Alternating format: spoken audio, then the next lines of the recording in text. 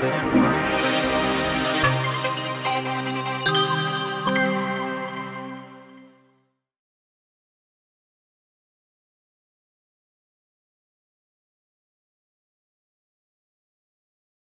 bonjour à tous. Effectivement, ça vaut le coup de s'attarder 2 minutes sur ce qui s'est passé au printemps, parce que ça fait un moment qu'on n'avait pas eu une telle pression maladie, qui s'explique aisément par le fait que le printemps a été régulièrement arrosé et ça a suivi un automne-hiver très très pluvieux.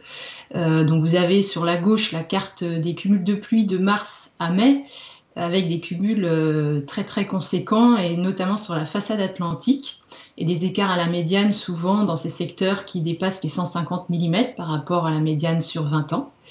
Conséquence de ça, un nombre de jours de pluie très, très élevé, donc une humidité présente, et puis la dynamique des pluies qui fait monter la maladie, notamment la sectoriose, extrêmement présente sur les semis d'octobre, peut-être un peu moins prononcée, même c'est sûr, moins prononcée sur les semis plus tardifs. Mais pour tout ce qui est semé tôt, beaucoup de septoriose, et même pour ce qui est semé tard, la maladie est bien présente également. Charlotte a parlé de la fusariose, et effectivement, un mois de juin pluvieux, des pluies entre épiaison et floraison ont permis l'installation de ces champignons sur les épis. Et puis la rouille brune a fait aussi son apparition plutôt tardivement, mais bien présente sur les variétés sensibles. Enfin, les maladies du pied et des racines ont été bien entretenues par les conditions de l'automne doux, pluvieux, et puis ensuite du printemps pluvieux. Alors même si on n'a pas vu d'épis blancs beaucoup parce qu'il n'y a pas eu beaucoup de jours échaudants au mois de juin, les états racinaires et les états de bas de tige n'étaient pas très beaux cette année. En revanche, pour ce qui est de l'oïdium et de la rouge jaune, grande discrétion de ces maladies. La rouge jaune a pu apparaître sur quelques variétés ultra sensibles, mais elle n'a pas été explosive cette année. Alors en termes de nuisibilité, ça se traduit par quoi? Ça se traduit par une forte pression des maladies. Alors là, on a notre baromètre habituel, c'est-à-dire qu'on regarde dans nos essais variétés, pour les 10 meilleures variétés en rendement, l'écart entre les parcelles traitées et les parcelles non traitées. Et vous voyez qu'en 2024, on arrive à un écart énorme de 30 quintaux, sachant que sur les parcelles traitées, on est passé à 3 reprises. Et la maladie dominante, bien sûr, la septoriose, et de la rouille brune pour les variétés sensibles quand elles l'étaient. Alors ça, cette année-là fait suite à une série d'années. Vous voyez, les 5 années passées, on avait beaucoup moins de maladies, donc on s'est peut-être laissé surprendre par cette pression maladie, et les programmes fongicides n'étaient pas toujours bien ajustés pour capter toute cette nuisibilité. La question qu'on pose régulièrement est de savoir s'il fallait faire un T1. Alors c'est vrai que cette année, on s'est moins posé la question parce que, vous le voyez, donc c'est la partie jaune des bâtons qui apparaissent à l'écran. Donc 2024, le gain procuré par le T1 est de près de 10 quintaux dans nos essais semés en octobre. Et le T2 rapporte 20 quintaux. On retrouve les 30 que j'ai évoqués précédemment. Et ce poids du T1 très conséquent est assez inhabituel, puisque vous voyez, les années d'avant, on était plutôt autour de 1 à 2 quintaux rapportés par le premier passage. Donc ce premier passage entre deux nœuds et dernière feuille pointante était justifié et payant cette année sur les variétés sensibles, en particulier sur les semis précoces.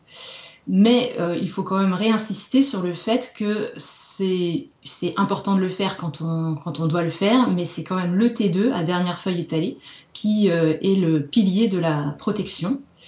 Et puis on peut peut-être signaler également que même si les modèles maladies indiquaient qu'il fallait passer avant dernière feuille étalée, il n'a pas toujours été possible de le faire pour des raisons de portance ou de fenêtre météo pour pouvoir positionner ce traitement, ce qui fait que pas mal de programmes fongicides ont été appliqués en situation assez curative, avec des maladies déjà bien installées dans les plantes, et ce qui peut expliquer parfois des échecs de protection.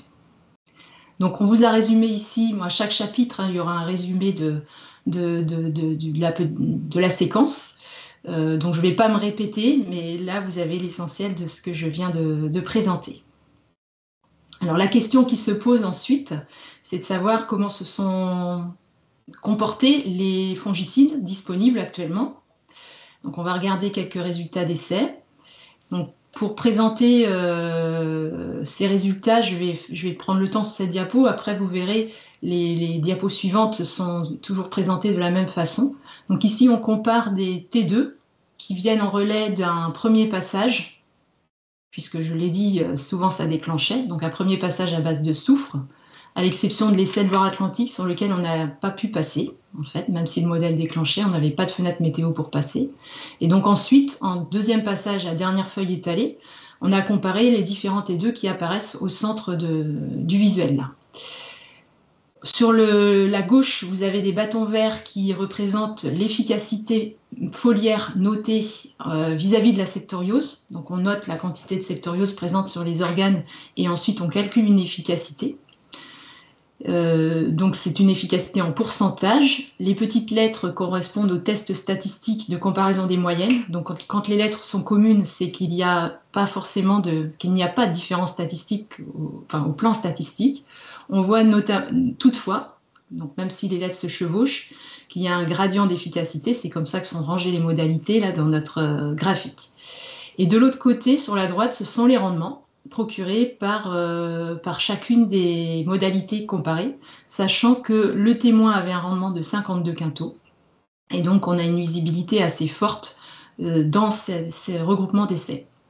Donc, qu'est-ce que l'on note? On note qu'il n'y a pas de différence significative, hein, globalement, qu'il y a ce fameux gradient d'efficacité avec un Elatucera donc, qui associe du prothioconazole avec du benzovindiflupyr un petit peu en retrait. Alors j'en profite aussi pour commenter les points en couleur. Donc on vous a indiqué les noms des substances actives présentes dans chaque produit. Prothioconazole en bleu, l'autre apparenté triazole, le méphéntrifluconazole en violet. Tout ce qui est SDHI est en vert.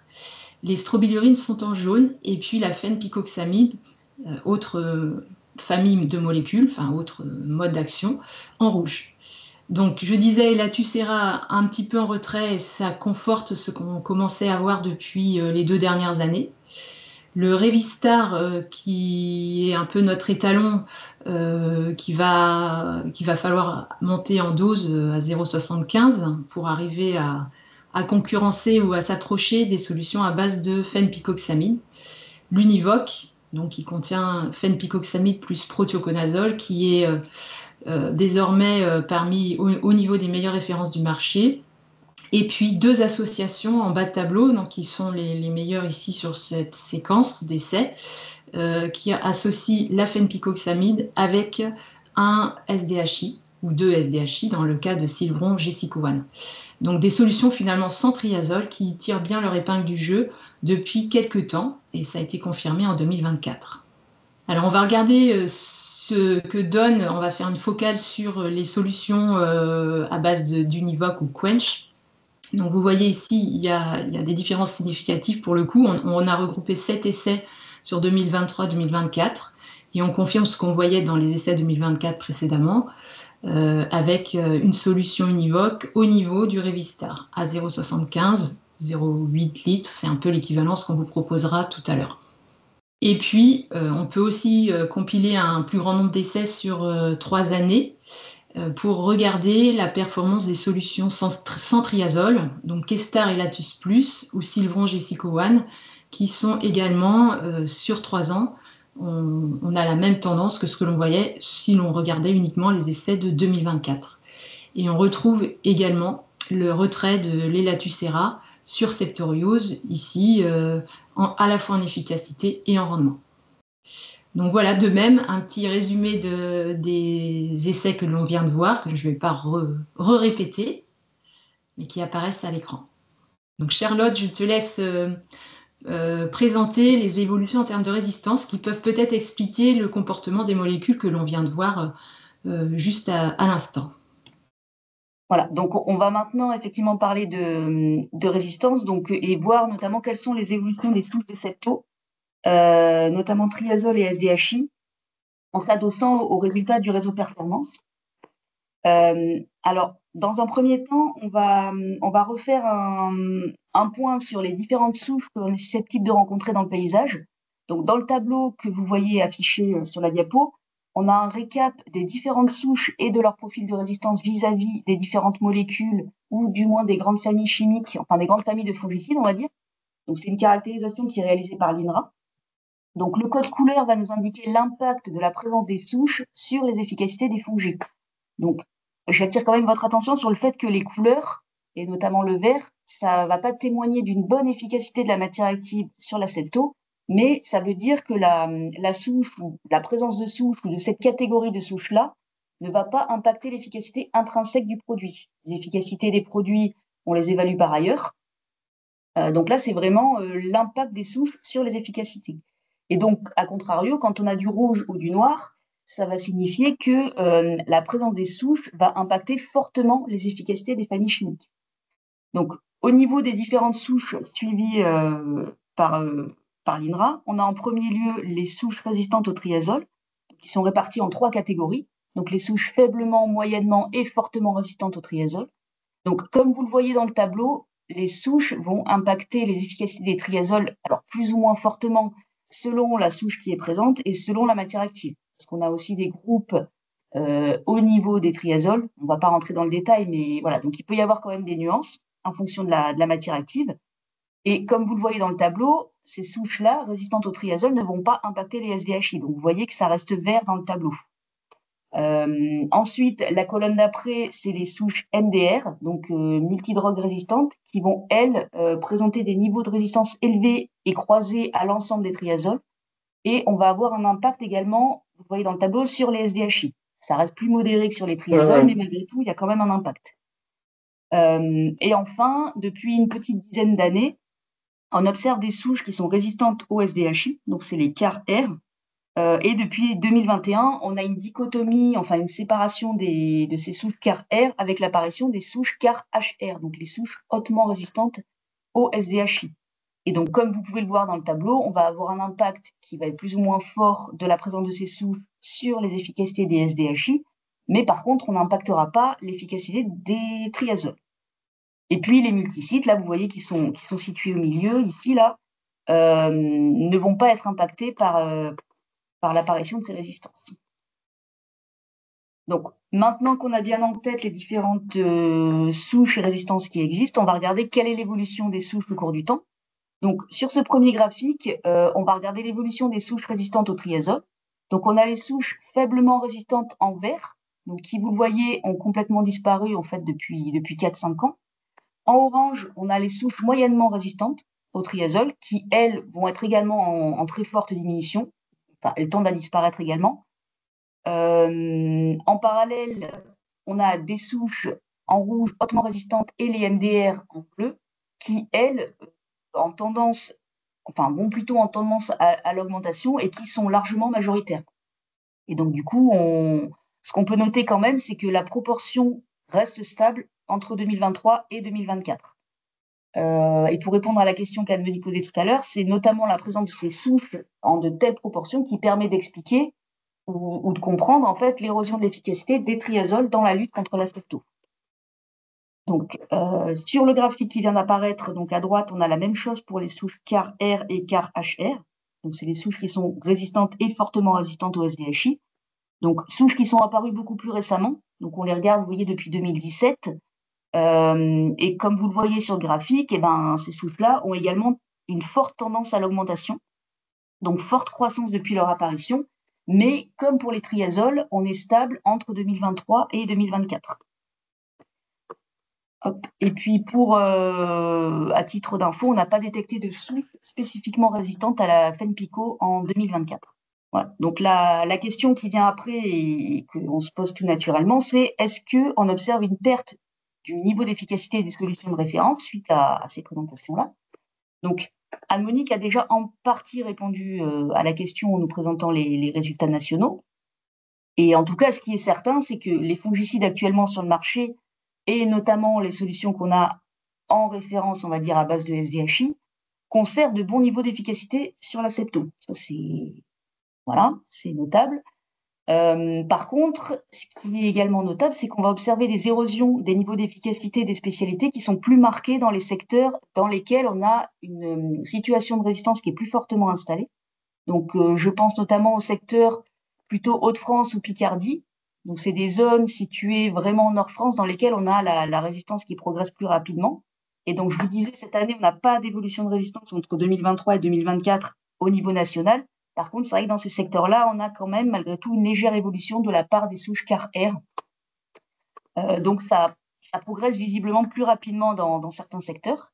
Donc là, on vous a remis les résultats du réseau performance. Donc, du coup, vous voyez, c'est un réseau qui est assez conséquent quand même parce qu'on a une quarantaine d'essais. Et ce qu'on peut voir, c'est qu'on a un impact plus important entre les références du marché avec SDHI, donc dont Anne-Monique parlait tout à l'heure, donc notamment les Lattucera et le Revistar XL. Donc un écart plus marqué entre ces solutions-là et les solutions sans SDHI, notamment l'Univoc. Donc vous voyez, on a une marche qui est plus importante par rapport aux résultats qu'on a vus tout à l'heure. Solutions avec FENPICO pour lesquelles on note également dans ce secteur-là un bon niveau d'efficacité. Donc là, on est vraiment secteur Nord-France.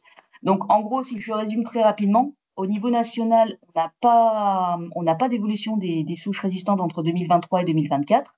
Et malgré tout, on garde un bon niveau d'efficacité de la plupart des solutions sur le marché. Par contre, dans les secteurs dans lesquels la résistance est plus fortement présente, on va vraisemblablement avoir un impact plus fort qu'ailleurs sur les efficacités des solutions, notamment à base de FDHI. Petit focus sur la rouille brune.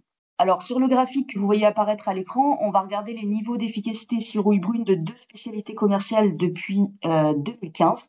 Donc, le petit N en bas, c'est le nombre d'essais pour chaque année.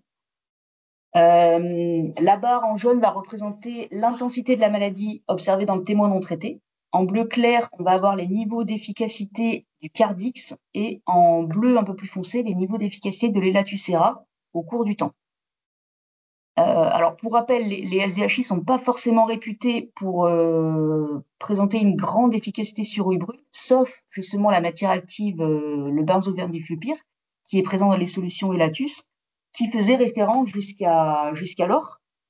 Alors, c'est vrai que je dis jusqu'alors parce que, comme on peut le constater sur le graphique, on observe quand même une érosion d'efficacité de ce SDHI depuis 2022. Alors, on a une érosion du Cardix qui est encore plus marquée sur rouille.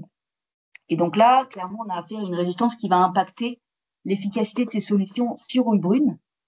Alors, en conséquence, on vous a repositionné ici les matières actives ou spécialités en 3 grandes catégories. On a un petit peu revu, la hiérarchie.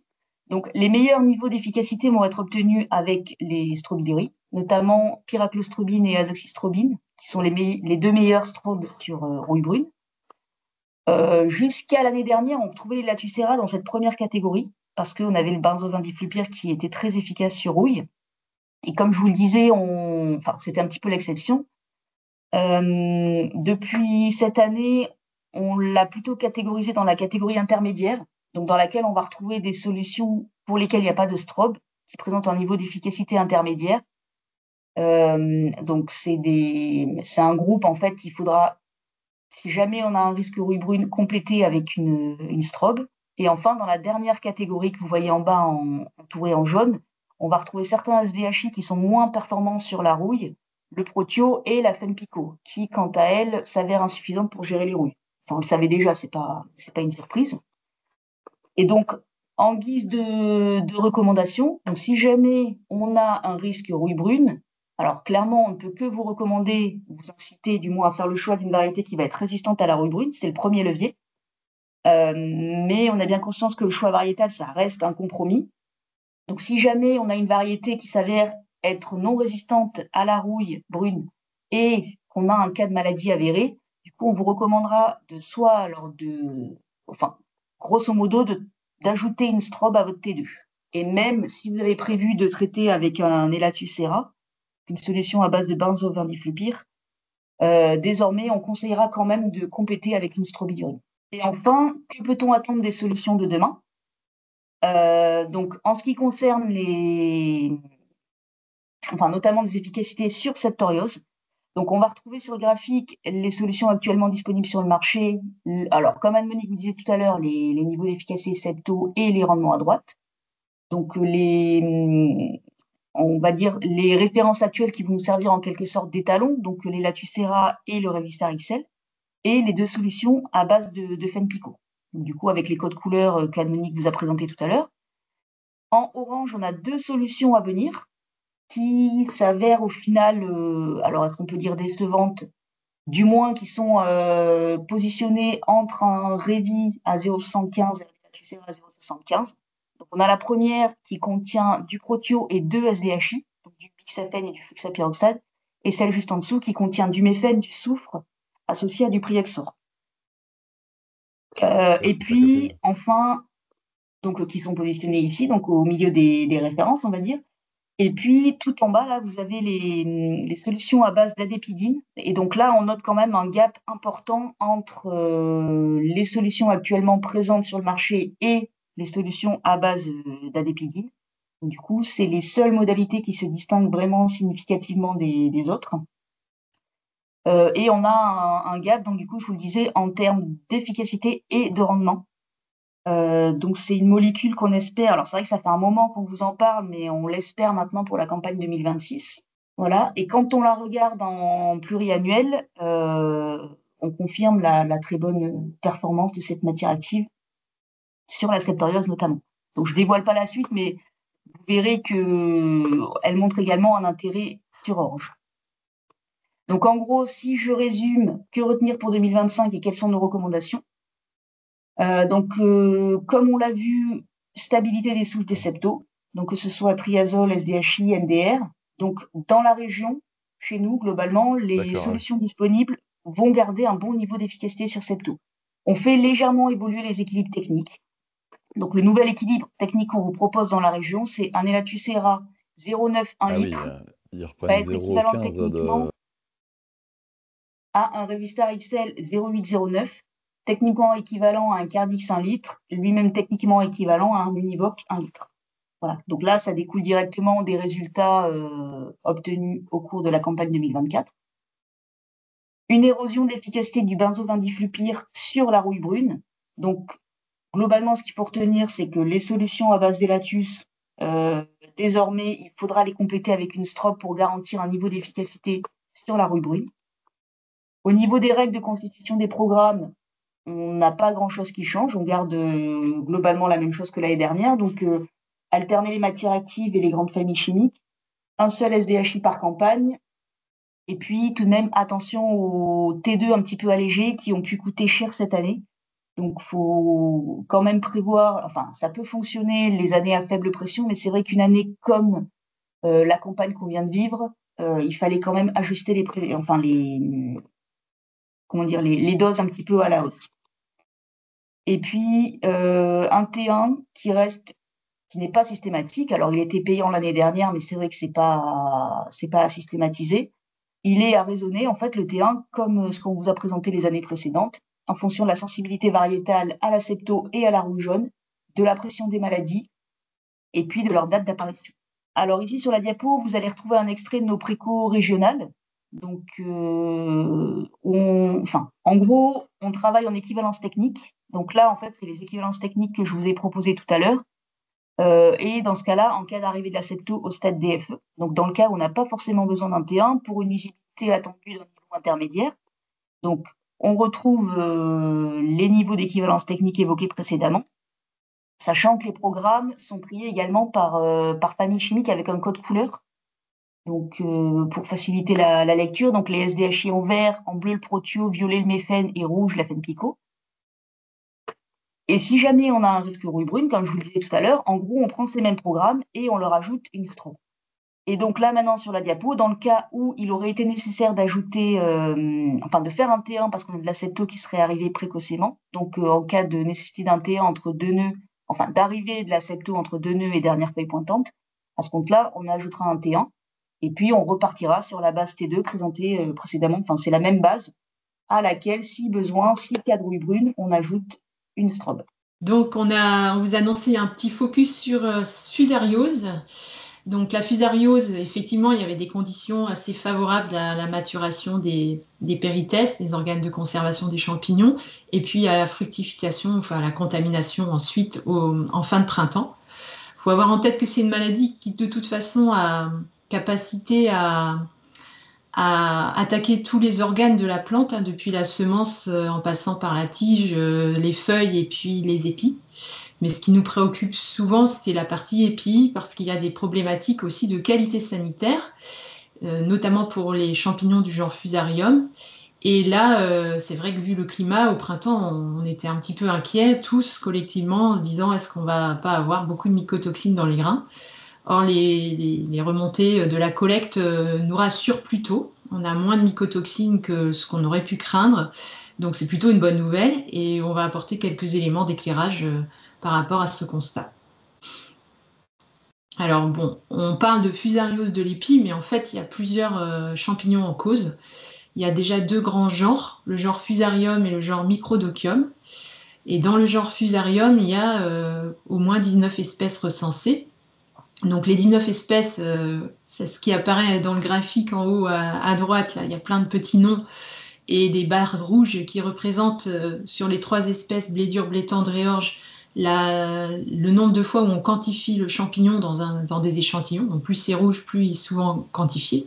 Donc Fusarium graminerum et Fusarium poe étant celles où on voit le plus de rouge, hein. J'ai mis mes lunettes, mais c'est souvent les maladies souvent reconnues et constatées au champ. Tous ces fusariums sont potentiellement générateurs, producteurs de toxines. Et puis, donc avec une usabilité aussi en termes de rendement, hein, 10 à 15 quintaux sur une belle attaque de fusariose, des conséquences sur la qualité technologique et sanitaire. Microdochium était présent cette année, on l'a vu sur feuille, hein. Vous avez des photos en bas à droite, donc des taches assez huileuses et étalées qui peuvent faire penser à de la septoriose, mais qui sont un petit peu différentes. On voit pas forcément, enfin on voit pas des pycnides une fois que la tache est mûre, comme on le voit sur de la septoriose. Et on en a vu notamment sur blé dur cette année. Et puis après, pour la nature des symptômes sur épi, on voit des taches brunes, des rosissements, des épillets non alimentés qui sèchent tout seuls ou tout l'épi qui sèche. C'est vrai que c'est pas toujours évident d'attribuer un symptôme à un type de champignon, hein. Bien malin celui qui peut dire ça, c'est telle fusariose, parce qu'il y a des similitudes fortes entre les maladies, entre les champignons, en termes de symptômes. Donc après aussi, en termes d'identification, on peut le confondre avec des symptômes qui sont liés à d'autres causes. Ça peut être des causes climato-variétales, avec des pigmentations des glumes-glumelles, comme on voit sur la photo de gauche, hein, ce qu'on appelle le black chaff ou le pseudo-black chaff. Donc ça, c'est pas un champignon. Ça peut être aussi des maladies du feuillage qui, non contrôlées, vont monter sur les épis, l'oïdium ou la septoriose, comme ici sur la photo. Et puis en fin de cycle, on voit souvent des épis qui noircissent.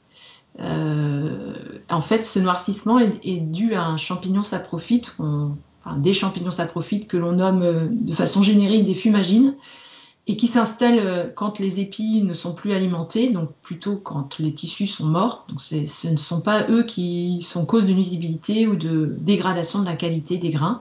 Ce sont plutôt ceux qui se sont attaqués précédemment à la plante quand elle était encore en phase de remplissage des grains. Alors, on s'inquiète pour les toxines parce que il y a une réglementation pour l'alimentation humaine, il y a aussi des recommandations pour l'élevage et parfois aussi des incidents en termes de production dans les élevages liés à la présence de mycotoxines dans les aliments. Et en plus, depuis le 1er juillet, les seuils alimentation humaine ont été revus à la baisse pour le déoxynivalénol, qui est une des toxines. Ils ont été également réglementés, alors qu'ils étaient simplement au stade de recommandation pour les toxines T2, HT2. Donc avec des seuils qui convient de ne pas dépasser pour pouvoir commercialiser des lots. Donc je ne vais pas commenter chaque seuil, vous les avez pour mémoire et à jour dans le diaporama. Alors pourquoi peu de toxines finalement cette année ? On fait tous les ans une enquête au champ en prélevant un certain nombre d'échantillons, donc une centaine là ici, dans des parcelles avant moisson, et on regarde les flores de fusariose présentes et puis la partie qualité sanitaire. Donc sur ces échantillons, très peu de mycotoxines, et quand on regarde les flores pathogènes présentes, on s'aperçoit qu'on avait pour à peine un quart du Fusarium graminerum, un petit peu de langsetier. Et puis tout le reste, c'est le camembert là à gauche, ce sont des fusarios du genre Microdocium, donc du majus et du nivalis. Donc ces deux champignons ne produisent pas de toxines. Et finalement, quand on regarde en termes quantitatifs, vous avez le graphique à droite qui présente la répartition des quantités d'ADN dans chacun des échantillons. Donc c'est des boîtes à moustaches avec la médiane et puis 50% de la population dans le rectangle. Donc on voit que en bleu, c'est le microdocium. Donc cette année, en 2024, sur 95 échantillons, on avait beaucoup de microdocium. On avait aussi du graminérum, donc les deux flores étaient présentes. Et ça peut s'expliquer par les conditions du printemps, qui étaient plutôt fraîches et pluvieuses. Donc on sait que la fraîcheur est plutôt favorable au genre microdocium. Et cette campagne peut faire penser à 2016, à bien des égards, et aussi par rapport aux flores de fusariose présentes sur les parcelles. Donc voilà pour ce qui est des maladies de l'épi. Je vais enchaîner avec un point sur l'orge, la ramulariose, puis après on pourra prendre quelques questions. Donc la ramulariose, pourquoi on a choisi d'en parler? Parce qu'elle était bien présente cette année, y compris dans des régions qui n'ont pas l'habitude. Alors chez nous, on en a assez régulièrement, mais pas forcément tous les ans. Et c'est vrai que cette année, les maladies sur l'orge sont apparues plutôt tardivement, mais ont été assez fulgurantes avec de l'helmintho et de la ramulariose.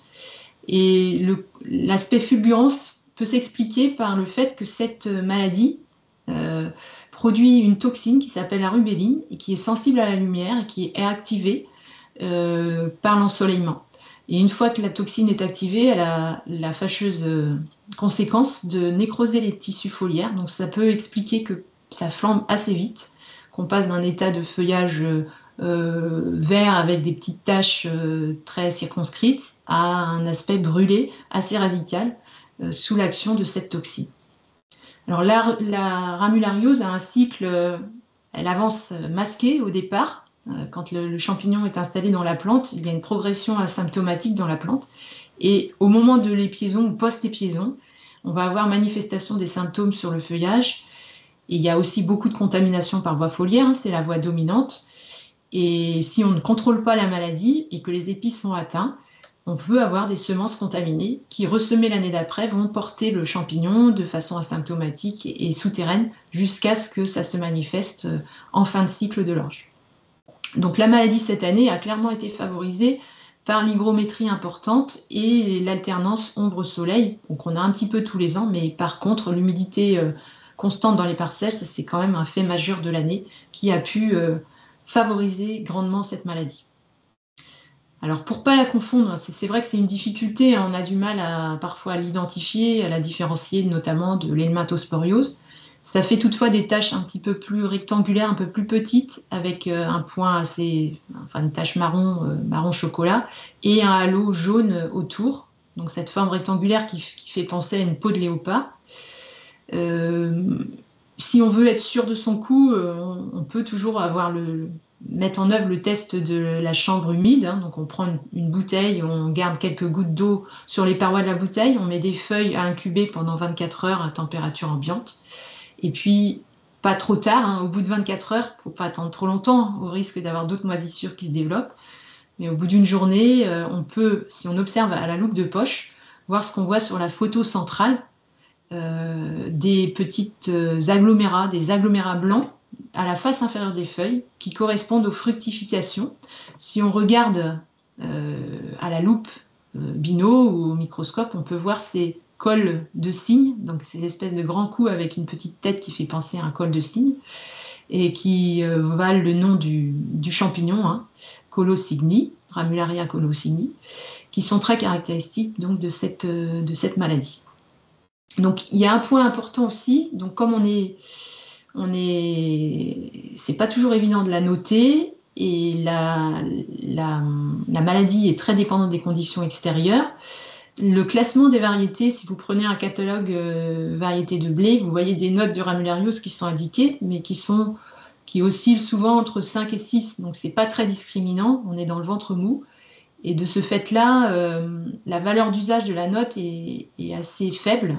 On a du mal à faire des recommandations sur variétés sensibles, sur variétés peu sensibles, parce que ce classement, d'une part, n'est pas très stable et peu discriminant. Donc, une fois qu'on a dit tout ça, quelles sont les solutions fongicides qui fonctionnent sur la maladie? Alors, il y en a déjà une que l'on présente dans un premier temps parce qu'elle est assez polyvalente sur l'ensemble des maladies de l'orge. C'est le fait d'associer le méfentrifluconazole avec du prothioconazole. Donc, on l'avait dans nos essais sur la forme ISIX plus courbature, donc qui associe du prothioconazole avec le mefentri et la pyraclo, donc une strobilurine. Donc, c'est un programme 3 voies qui est assez complet sur les maladies de l'orge et qui se distingue nettement de la référence sur l'orge qui est le Kenote Cardix. Donc on a ici associé à une strobilurine aussi. Donc un avantage à cette combinaison protio-méphène sur la ramulariose avec une gestion des autres maladies foliaires par ailleurs. Après, il y a une autre solution aussi, c'est le cesto, enfin le folpel, cesto mirror. Et donc là, vous pouvez le comparer les deux modalités ici. Donc on avait un T1 suivi du Cardix cesto ici et du Cardix scibilium ici. Donc un gain d'efficacité très notable et un gain de rendement également que l'on voit cette année nettement avec une différence significative. J'attire votre attention sur le fait qu'ici on a 2 strobilurines dans le programme, donc on a mis le petit point d'exclamation pour ça parce qu'on ne va pas recommander de faire ça de façon courante dans les parcelles, c'est juste à des fins d'expérimentation ici. Et enfin, vous avez ici une solution à venir qui est à base de pidifluméthylphène et de prothioconazole, donc l'adépidine, qui, Charlotte avait un petit peu vendu la mèche précédemment, a des intérêts sur maladie du blé, mais aussi très performante sur amulariose. Comme on le voit ici, on monte une marche de plus. Donc quand cette solution arrivera, elle sera très intéressante sur la maladie. Donc en termes de recommandations, la ramulariose, ce n'est pas systématique, donc il ne faut pas oublier les autres maladies, même si cette année on en avait beaucoup. Donc c'est intéressant d'avoir un programme polyvalent et de ne pas oublier les nématosporioses notamment. Quand on a de la ramulariose, on va se diriger vers des solutions qui peuvent associer, enfin soit l'association méphène-protio, soit l'ajout de folpel. Et puis prochainement, on aura d'autres produits disponibles, peut-être déjà dès 2025, qui associent le méphène protio en tout formulé, avec un produit qui s'appelle le Yanila. Et puis à l'avenir, on attend avec impatience l'adépidine, qui apportera beaucoup sur la maladie. Et puis la fenpicoxamide se positionne à un niveau intermédiaire, avec une protection globale sur l'ensemble des spectres maladies de l'orge qui se rapproche des références actuelles du marché. Donc en termes de recommandations sur l'orge, on a pris ici l'exemple de programme que l'on peut recommander sur des variétés moyennement sensibles. Donc sur orge, la difficulté c'est le positionnement des traitements. On va démarrer dès un nœud, si on passe sur variété moyennement sensible à sensible. Et puis on revient à sortie des barres. Donc ça peut être très proche dans le temps. Ça peut parfois être 8 à 10 jours maximum. Donc l'idée c'est de garder le pivot, le pilier de la protection sur le traitement à sortie des barres. Mais quand la maladie arrive tôt, on va faire un T1 qui va gérer en général plutôt la rhinchosporiose, mais parfois aussi de la ruinène. Donc en cas de ruinène, il peut être intéressant de mettre un triazole plutôt que l'association Unix-Meltop, même si celle-ci n'est pas ridicule non plus sur ruinène. Et puis on reviendra ensuite sortie des barres pour avoir un complexe de maladies un peu plus fourni, helmintho, ruinène, grillure et ramulariose. Donc là aussi, on a mis un code couleur pour vous guider en vert les SDHI, en bleu plutôt les triazoles et en jaune les strobiluries. Donc ces mélanges 3 voies sont intéressants pour avoir un spectre large sur l'ensemble des maladies. Et puis si on souhaite renforcer l'efficacité sur amulariose, c'est plutôt le pavé du bas. Donc on a remis les fameuses solutions qui associent méphène protio et puis les solutions à base de cesto, enfin de folpel. Du coup, on a quelques minutes pour faire un petit point sur la campagne. On conclura après. On va se mettre parce qu'on avait sur la partie maladie, on avait fait le tour, sauf si d'autres questions arrivaient. on conclura le choisir. Il va arriver en ligne. On va le déposer dans les prochains jours. Donc vous le verrez sur notre site, il est téléchargeable gratuitement. Donc il y a l'orge, le blé et le triticale qui viendra un petit peu plus tard. Voilà, pour ce qui est de nos communications sur les résultats et les préconisations maladie. Et puis peut-être, oui, puisqu'il nous reste quelques minutes, on va faire un petit focus sur la campagne en cours et le début de campagne. Ouais.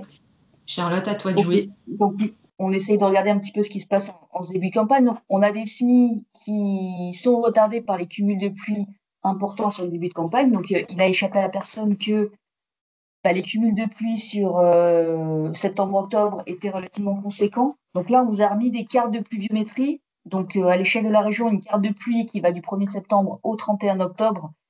Donc, c'est la carte que vous avez à gauche. Et comme des fois, on a un peu de mal à se rendre compte, on a également fait une carte de pluviométrie où on compare justement ces cumuls sur la même période à la médiane 20 ans pour se rendre compte par rapport à d'habitude, est-ce qu'on est plus ou moins. Et là, ce qu'on peut constater, c'est que dans tous les secteurs de la région, on est en excédent de pluie par rapport à la médiane 20 ans. Donc, par rapport à d'habitude, il a plu entre 50 et 150 mm de plus que d'habitude, avec des secteurs qui sont particulièrement encore et toujours arrosés, notamment la Vendée et le Sud-Loire-Atlantique. Alors, du coup, on invite malgré tout, alors même si on a des conditions pluvieuses, on dit souvent que quand il pleut, c'est pas hyper favorable aux pucerons. On incite quand même à une forte vigilance sur les pucerons. Donc là, on vous a remis un graphique en fait où on regarde un petit peu en fonction des températures, parce que le puceron est très sensible à, c'est les températures en fait qui drivent son développement. Et donc c'est vrai que même s'il pleut, on les voit pas forcément, mais malgré tout, ils peuvent quand même être là. Donc le graphique, en gros, on regarde les niveaux de température. Donc vous avez la courbe en noir là au milieu qui est la médiane sur les 10 dernières années. On a la température moyenne. Alors je vois que mon échelle n'est pas bonne, c'est pas 2023, c'est 2024. Et on regarde en fonction de là où on se trouve. Enfin, la courbe en pointillé, c'est bien la moyenne 2023. Et puis après, la courbe en plein, c'est 2024. Et donc, du coup, dès lors qu'on a du remplissage bleu, ça veut dire qu'on est plus frais que la médiane. Et dès lors qu'on est plutôt en rouge-orangé au-dessus de la courbe noire, on est plus chaud que la médiane. Donc, on voit que sur le mois de septembre et début octobre, on était plutôt en tendance fraîche. Par contre, on a malgré tout des températures sur la fin octobre qui sont quand même favorables aux pucerons. Et même si en tendance, on était plus frais que la médiane, malgré tout, on reste dans la gamme dans laquelle le puceron peut se développer. Donc c'est pour ça qu'on a remis à côté une échelle au niveau des températures. Donc en fait, les pucerons, ils vont voler à partir du moment où la température moyenne journalière est supérieure à 12 degrés. Donc en gros, s'il fait moins de 12, il n'y aura pas de vol. Malgré tout, les pucerons peuvent être présents et se multiplier. Plus il va faire chaud, plus les pucerons vont se multiplier. Là, on a un petit peu un ventre mou, donc entre 3 et 10 degrés. En fait, les pucerons sont présents. Ils peuvent malgré tout piquer et contaminer les cultures. Et puis, à partir du moment où on tombe à des températures vraiment fraîches, en dessous de 3 degrés, là, par contre, les pucerons sont non actifs. Donc, a priori, ils ne peuvent pas contaminer les plantes. Malgré tout, ils peuvent quand même survivre. Il faut atteindre des températures en dessous de -5 pour pouvoir espérer les tuer et amoindrir le risque. Donc en gros, on maintient quand même la vigilance sur les pucerons. Donc on a remis une petite diapo là, donc pour voir comment les observer. Donc on a le BSV, les bulletins de santé du végétal, qui nous donne une tendance quand même malgré tout. Et puis, alors ça donne une tendance globale sur la région. Après, il faut quand même suivre à la parcelle. Donc quand on va faire des comptages de pucerons, on privilégie alors les journées où il fait beau. Vous allez me dire, c'est pas très souvent en ce moment, soit, mais sur le temps peut-être du midi ou sur un moment ensoleillé, on évite les jours de pluie. Ça va favoriser la montée des pucerons sur les plantes, ce sera plus facile à observer. Et on privilégie les zones qui sont dites à risque, donc proche des haies ou des réservoirs à pucerons. Donc si on a une bande enherbée, par exemple, on va plutôt se positionner à proximité. Et surtout, si jamais on est dans des conditions un petit peu pas très favorable, il fait un petit peu frais, il n'y a pas trop de soleil et qu'on ne voit pas de pucerons, il ne faut pas tout de suite conclure à une absence. Il vaut mieux renouveler l'opération. Et ensuite, on vous a remis les seuils importants dans la gestion des pucerons. Donc, on va pratiquer une intervention où on va décider de réaliser une intervention si jamais on a d'une part une variété qui est non tolérante à la JNO. Si on a une variété tolérante à la JNO, dans ce cas-là, pas de traitement nécessaire. Et si jamais on a une variété non tolérante, on a 2 seuils qui s'appliquent et qui sont cumulatifs. Donc, soit j'ai 10% des plantes qui sont habitées par des pucerons, par au moins un puceron, ou alors, donc ça c'est le premier seuil, ou alors j'ai une présence de pucerons pendant plus de 10 jours. Et à ce moment-là, c'est le facteur qui permet de déclencher une intervention dans la parcelle. Sachant qu'on n'a pas mis de diapo cicadelle, mais a priori, on a envie de penser que le risque cicadelle est derrière nous, du fait des températures et du fait également, on a des pièges englués jaunes, on en capte quasiment pas. Donc on a envie de penser que le risque cicadelle est derrière nous. Parce qu'on parle de variétés non tolérantes à la JNO, mais c'est vrai qu'on peut avoir une variété tolérante à la JNO, mais s'il y a des pucerons, des cicadelles, pardon, ça nécessitera quand même potentiellement une intervention pour gérer le risque piéché dessus. Et puis là, une diapo juste pour vous. Enfin, on a étudié également le positionnement de l'intervention. Donc en gros, ce qu'il faut en retenir, c'est que mieux vaut traiter tard, enfin un petit peu trop tard que trop tôt. Donc là, dans ces diapos-là, alors on a 3 niveaux de pression JNO. Donc faible pression, pression JNO élevée et très forte pression JNO. Et on a comparé à chaque fois un témoin non traité, un traitement au seuil, donc les seuils que je vous ai présentés précédemment. Donc soit j'ai 10% de plantes atteintes, ou alors ça fait plus de 10 jours que j'ai des pucerons en présence dans ma parcelle. Donc traitement au seuil plus 14 jours. Et là, dans les cas de forte attaque, traitement AT1 au seuil et traitement renouvelé parce qu'on avait à nouveau atteint le seuil. Et donc, ce qu'on peut constater, c'est que, alors, effectivement, plus la pression GNO est importante et plus on a le rendement qui chute dans notre témoin. Là, en fait, c'est les rendements à chaque fois qu'on compare. Et ce qui est notable, c'est que, en gros, à chaque fois, on n'a pas vraiment de différence entre j'ai traité au seuil ou j'ai traité au seuil plus 14 jours, quelle que soit la pression. Alors, effectivement, on a un petit gradient quand même, mais malgré tout, mieux vaut intervenir trop tard que trop tôt. Et du coup, dans nos essais, avec une quinzaine de jours de rap par rapport à l'atteinte du seuil, on perdait pas sur le rendement. Et puis enfin, par contre, qui dit pluie dit beaucoup de limaces. Donc là, effectivement, on vous a remis une grille de décision qui permet de décider d'une intervention contre les limaces ou pas. Donc la grille, normalement, elle se présente, enfin, il y a une première partie qui inclut le avant les semis, mais bon, là, on se trouve plutôt, on a envie de penser qu'à l'échelle de la région, il y a malgré tout une bonne partie des semis qui sont réalisés ou qui sont en cours. Donc on se positionne plutôt dans cette partie-là, à lever ou entre 3 et 4 feuilles. Et donc du coup, pour juger d'une intervention ou d'une réintervention, si jamais il y a une intervention qui a été faite au semis, donc on regarde si du coup la culture a été protégée ou non au semis, ou est-ce que je vois encore des granulés anti-limaces ou pas. Et puis on a un deuxième facteur qui vient se coupler à celui-là. Est-ce que j'ai des limaces en activité? Est-ce que j'ai plus de 30% de plantes attaquées? Et en fonction de ces différents critères, on va juger d'un risque fort ou plutôt faible. Et donc, du coup, décider d'appliquer ou de réappliquer un anti-limace, ou simplement, si jamais on ne voit pas forcément d'activité de limace, uniquement de maintenir la vigilance. Voilà. Et on vous rappelle également que la fin du stade sensible pour les limaces, c'est à partir de 3-4 feuilles. Donc, au-delà de ce seuil-là, c'est plus nécessaire d'intervenir contre les limaces. Les événements à venir, donc on vous donne rendez-vous si vous êtes intéressé. Alors pour ceux qui veulent une réunion en présentiel, on vous invite à aller en Normandie. Vous pouvez aller au Havre mardi prochain. Il y a une réunion technique céréales. Vous pouvez aussi aller en Bretagne le 21 novembre. Vous retrouverez Charlotte d'ailleurs qui sera présente avec Benjamin et Alexandre. Et puis surtout, pour la région spécifiquement, parce que c'est quand même un secteur Pays de la Loire là, que l'on réunit aujourd'hui, on vous donne rendez-vous autour du maïs et des productions fourragères. Donc pour le maïs, on vous propose 2 webinaires au choix. Un orientation plutôt contexte Nord-Loire le 29 novembre de 8h30 à 10h, sur le même format que ce matin, mais un petit peu plus long. On parlera des herbages ravageurs, physiologie du maïs, et notamment l'averse, un petit bilan de la campagne qui se termine à peine, hein, puisqu'on est encore en train de récolter.